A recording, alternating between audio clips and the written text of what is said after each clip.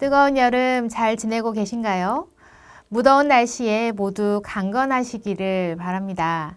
오늘 살펴볼 인물은 유다인데요. 성경에는 유다가 참 많이 나오죠. 수많은 유다들 중에서 오늘은 야곱의 넷째 아들 유다를 살펴보겠습니다. 자신의 이름이 나라의 이름으로 불렸던 이 유다는 도대체 어떤 사람이었을까요? 오늘은 창세기에 나오는 유다에 관한 몇 가지 사건들을 살펴보고 유다를 사용하시는 하나님을 생각해보는 시간이 되길 소망합니다. 오늘 말씀은 창세기 49장 8절부터 12절입니다. 유다야, 너는 내 형제의 찬송이 될지라. 내 손이 내 원수의 목을 잡을 것이요 내 아버지의 아들들이 내 앞에 절하리로다. 유다는 사자 새끼로다. 내 아들아, 너는 움킨 것을 찢고 올라갔도다. 그가 엎드리고 웅크림이 수사자 같고 암사자 같으니 누가 그를 범할 수 있으랴. 규가 유다를 떠나지 아니하며 통치자의 지팡이가 그 발 사이에서 떠나지 아니하기를 실로가 오시기까지 이르리니 그에게 모든 백성이 복종하리로다. 그의 나귀를 포도나무에 매며 그의 암나귀 새끼를 아름다운 포도나무에 맬 것이며 또 그 옷을 포도주에 빨며 그의 복장을 포도즙에 빨리로다. 그의 눈은 포도주로 인하여 붉겠고 그의 이는 우유로 말미암아 희리로다. 아멘. 본문은 야곱이 아들들을 불러놓고 마지막 유언을 하는 장면 중에서 유다에게 하는 말입니다.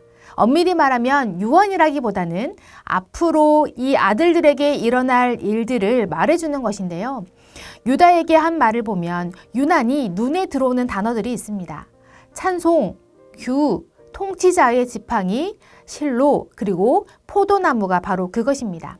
이 단어들이 품고 있는 하나의 이미지가 있는데요. 바로 왕입니다. 우리가 알고 있듯이 유다의 자손은 대대로 왕의 계보를 이루게 되죠. 그렇다면 왜 야곱은 유다에게만 이런 축복을 했을까요? 창세기에 나오는 유다의 에피소드들을 함께 살펴보겠습니다.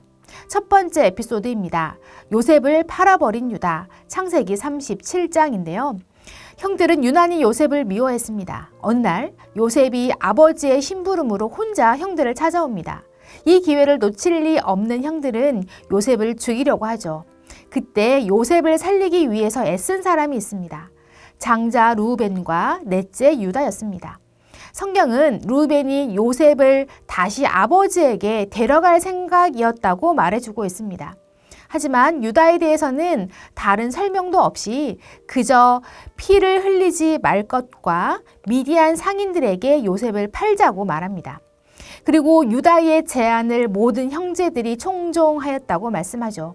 이렇게 보면 르우벤보다 유다가 더 나쁜 것 같지 않습니까? 하지만 하나님은 유다의 제안을 사용하셨고 요셉을 애굽으로 보내셨습니다. 동생을 미워하고 팔아버린 이 행동은 분명 죄악이지만 하나님은 이 방법을 사용하셨습니다. 두 번째 에피소드는요. 창세기 38장에 나오는 며느리 다말과 동참하는 유다의 사건입니다. 요셉을 팔아버린 이후 성경은 갑자기 유다의 단독 스토리를 들려줍니다. 유다가 아버지와 형제들을 떠나서 독립하여 가나안 사람 수아라는 여인과 결혼을 했고 세 아들이 있었는데 첫째 아들을 위해서 다말을 데려옵니다. 그런데 하나님이 첫째와 둘째 아들을 죽이십니다. 그러면 유다의 가문을 잇기 위해서는 셋째 아들을 다말에게 보냈어야 하는데 유다는 아들들의 죽음이 마치 이 다말 때문인 것처럼 셋째 아들을 주지 않습니다. 그러자 다말이 꾀를 내어서 유다의 아이를 임신하게 되죠. 노발대발하던 유다가 사건의 전말을 다 알게 되자 무슨 말을 합니까? 창세기 38장 26절인데요. 유다가 그것들을 알아보고 이르되 그는 나보다 옳도다. 내가 그를 내 아들 셀라에게 주지 아니하였음이로다.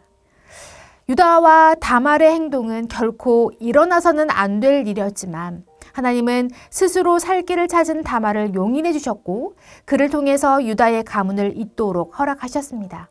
다말이 아니었다면 유다는 가족과 떨어진 채 가나안 사람들처럼 살았을지도 모르는 일이죠. 하나님의 나라를 세워가야 하는 유다가 가나안 사람들처럼 살지 않게 하시려고 다말을 사용하신 것은 아니었을까 하는 생각을 해보게 됩니다. 이 일로 인해서 다말은 다윗의 족보에도 이름이 올라가고 그리스도의 족보에도 이름이 올라갑니다. 세 번째 에피소드입니다. 창세기 43장에 나오는 베냐민을 애굽으로 데려가는 유다의 일인데요. 17살에 노예로 팔려간 요셉은 30살이 되어서 바로 왕 앞에 서 있습니다. 극심한 기근이 들자 야곱의 아들들도 곡식을 사기 위해서 애굽으로 내려가죠.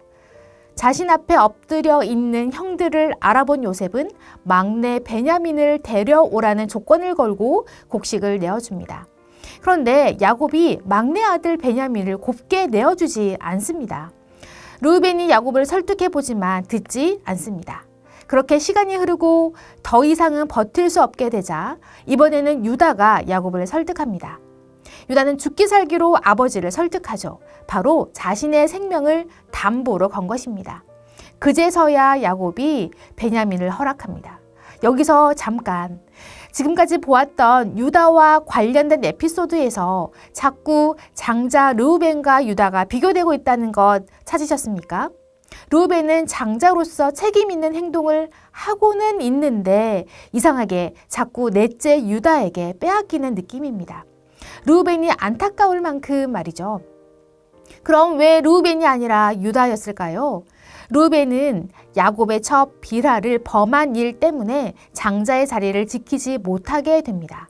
그 뒤를 이은 시므온과 레위는 여동생 디나의 일로 야곱의 신용을 잃었고요. 그래서 장자의 역할을 이 넷째인 유다가 하게 되는 것입니다. 그리고 유다는 이런 일련의 사건들을 겪으면서 서서히 하나님의 구속사의 주도적인 인물로 부각되기 시작합니다. 위에 세 가지 사건을 보면 도무지 유다가 축복을 받을 만한 사람인지 동의가 되지 않습니다. 그런데 왜 유다에게 통치자의 지팡이를 허락하실까요? 그저 추측해볼 따름이지만 유다는 매 순간 자신이 할 수 있는 최선을 다했습니다. 만약 르우벤이 요셉을 아버지에게 데려갔더라면 요셉의 후환이 두려워서 형들은 또 다른 음모를 꾸몄을지도 모르죠.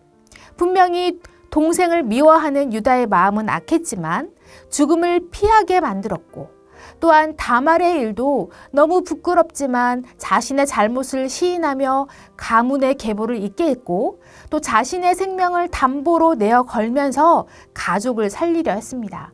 이런 모습을 하나님께서 기쁘게 보신 것이 아닐까 생각해 보는 것이죠. 인간은 늘 실수하지만 하나님은 그 실수를 선하게 사용하셨습니다. 그리고 유다는 그의 이름처럼 형제들의 찬송이 되었습니다. 비록 유다의 계보는 정상적이지 않았지만 이 일들을 통해서 이런 유다까지도 품으시는 하나님의 넓은 마음을 엿볼 수 있습니다. 실로가 오시기까지 유다의 가문을 따라 왕을 세우셨고 마침내 그 길을 따라 참 평강의 왕 예수님이 오셨습니다. 그리고 예수님은 자신의 생명을 걸고 우리들을 살리셨습니다. 사랑하는 성도 여러분, 우리도 유다처럼 잘못을 인정하고 다시 돌이킬 수 있는 용감한 자가 되었으면 좋겠습니다. 어떤 상황에 놓이든지 하나님을 떠나지 않는 자가 되기를 소망합니다. 불완전한 삶이지만 유다를 통해서 메시아의 계보를 잇게 하신 것처럼 하나님은 우리의 불완전한 삶도 사용하실 수 있습니다. 그 주님께 우리의 삶을 드려 하나님의 일을 이루어내는 복된 여러분들이 되시기를 축복합니다. 기도하겠습니다. 하나님의 주권적인 선택과 일하심을 인정하며 찬양합니다. 아무것도 아닌 유다를 택하시고 품어주셔서 그리스도의 계보를 잇게 하신 것처럼 우리의 삶도 불완전하지만 하나님의 택함 받은 자로 하나님의 일을 감당하는 자로 살아가도록 은혜 베풀어 주시옵소서. 예수님의 이름으로 기도합니다. 아멘.